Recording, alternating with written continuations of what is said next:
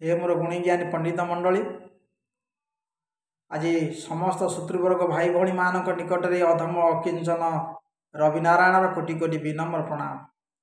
आपण मानू आज ये अधीन केतोटी अंगिली बहवा जिनिस कहवाई चाहूँगी जहाँकि बिना पैसा आपण मैंने किपरि रोगमुक्त हेबे से संबंध में आपण मानू केतोटी कथा शुणाइवाई चाहूँगी। तेज लक्ष्य दे मोर सौजन्य मंडली अधिकांश समय जितेबले आमर खराब दशा आम परिचालित हुए जितेबले आमर खराब दशा शनि राहु केतु एमानकर खराब प्रभाव आम जो पड़ी थाए से समय आमर कौन हुए ना विभिन्न प्रकार चर्म रोग सब आम देखा जाए।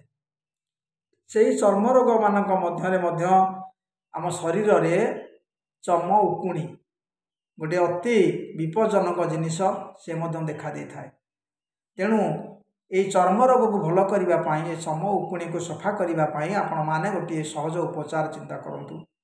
आपण मैंने जब कर्म लगाइबे निश्चित उपभोग कर देखिए संगे संगे से रोग आरोग्य हो केतेक उपकशुंगा पत्र आप तोली आणतु ताकू छेचिदेवे चारि रसरे हलदी को गोलाई से जदि से चूर्ण को आपण मैंने अंगरे मालिश करेंगे पोकशुंगा पत्र रस सहित जदि हलदी को गोलाई निजर अंगरे लगाइबे ताले आपण मानकर खूब शीघ्र से ग्रहजात पीड़ार जो उपचार कले आम ताफल हो कौन ना चर्म रोग सहित चर्म उकुणी आपण मान अंगरू सब सफा हो।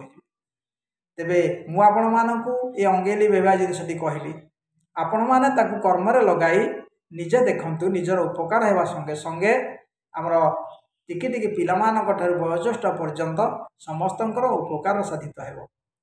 तेबे आजिर अध्याय अकिंचन रविनारायण आपणक निकट में विनम्र प्रणाम करुच्ची पर अध्याय पुणी देखा।